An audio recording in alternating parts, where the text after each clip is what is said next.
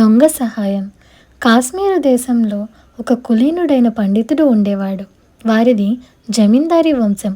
అయితే పండితుడి పూర్వీకులు విచ్చలవిడిగా డబ్బు ఖర్చు చేసి అంతులేని దానాలు చేసి ఆస్తి మొత్తం నాశనం చేసేశారు.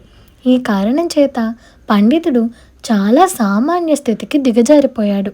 అయితే ఈ లోకానికి తెలియకుండా ఆయన గుంభనంగా సంసారం వెళ్ళబుచ్చుతూ వస్తున్నాడు. ఈ పండితుడికి చక్కదనాల కుమార్తె ఉన్నది. ఆమెను చేసుకుంటామని ఎందరో యువకులు ముందుకు వస్తున్నారు. కానీ పండితుడు తన కుమార్తె పెళ్లి చేసే స్థితిలో లేడు. ఈ సంగతి కూడా ఎవ్వరికీ తెలీదు. పండితుడు నివసించే లోగిలి అడుగున మాలిగలో నిధి నిక్షేపాలు మూలుగుతున్నాయనే అందరూ అనుకునేవారు. ఈ భ్రమ మూలంగానే పండితుడికి సుందరుడు అనే వాడితో వైరం కూడా వచ్చింది. ఇద్దరు మొదట స్నేహితులే. ఒకసారి సుందరుడు పండితుణ్ణి చాలా పెద్ద మొత్తం అప్పడిగాడు. తన పేద స్థితిని పండితుడు లౌక్యంగా బయట పెట్టుకున్నాడు. కానీ సుందరుడు తనకు అవమానం జరిగిందనుకొని పండితుడిపై కక్ష కట్టాడు. పండితుడిపై పగ తీర్చుకోవాలనే ఉద్దేశంతో సుందరుడు ఒకరోజు ఒక గజ దొంగను పట్టుకొని పండితుడి సొత్తంతా కాజేయమని అతన్ని అడిగాడు. గజ దొంగ అందుకు సంతోషంగా ఒప్పుకున్నాడు.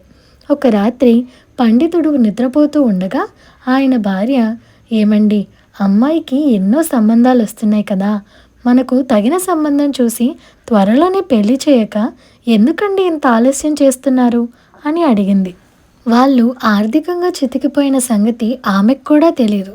నువ్వు అన్నది నిజమే, కానీ అసలు సంగతి ఏంటంటే నా దగ్గర డబ్బు లేదు. కొంతకాలంగా ప్రతిష్ట కోసం పాకులాడుతూ మనకున్న తాహతను మించి ఖర్చు చేస్తూ వస్తున్నాను.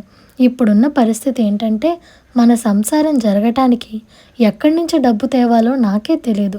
పెళ్ళి ఏం పెట్టి చేయగలను అని పండితుడు తన భార్యతో అన్నాడు. అయ్యో, ఎంత పాపిష్టి గతి దాపరించింది మనకు. ఇంతకాలం బతికి మనం దరిద్రం వాతపడ్డామా అని పండితుడి భార్య శోకించింది. పండితుడికి కూడా దుఃఖం ఆగలేదు. భార్యాభర్తల సంభాషణ అంతా గజదొంగ విన్నాడు. పండితుడి ఇల్లు దోచే ఉద్దేశంతో వాడు ఆ రాత్రి దొంగతనంగా లోపలకు చొరబడ్డాడు.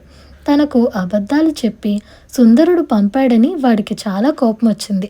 పండితుడు ఆయన భార్య నిద్రపోయిన దాకా వాడు పొంచి ఉండి తరువాత చల్లగా బయటకు జారుకున్నాడు.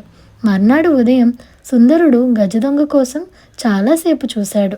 వాడు రాలేదు సరికదా, సుందరుడి ఇంటిని ఎవరో కొల్లగొట్టినట్టు తెలిసింది. ఇంట్లో ఒక్క నగ మిగలకుండా ఎవరో అంతా ఊడ్చేశారు. మర్నాడు నిద్రలేస్తూనే పండితుడి భార్య తన తల దగ్గర ఉన్న మూటను చూసింది. విప్పి చూస్తే నిండా బంగారు నగలు, వెండి నాణేలు ఉన్నాయి. దాంతోపాటు ఒక కాగితం ముక్క మీద మీ కుమార్తె వివాహానికి గజదొంగ సమర్పించుకుంటున్న చిన్న కానుక అని రాసి ఉన్నది. ఇదండి ఇవాల్టి కథ. ఈ కథ మీకు ఎలా అనిపించిందో మాకు కామెంట్ సెక్షన్లో చెప్పండి. అలాగే మీకు ఈ వీడియో నచ్చినట్లయితే like, share, subscribe to Priya stories Telugu. Thank you for watching.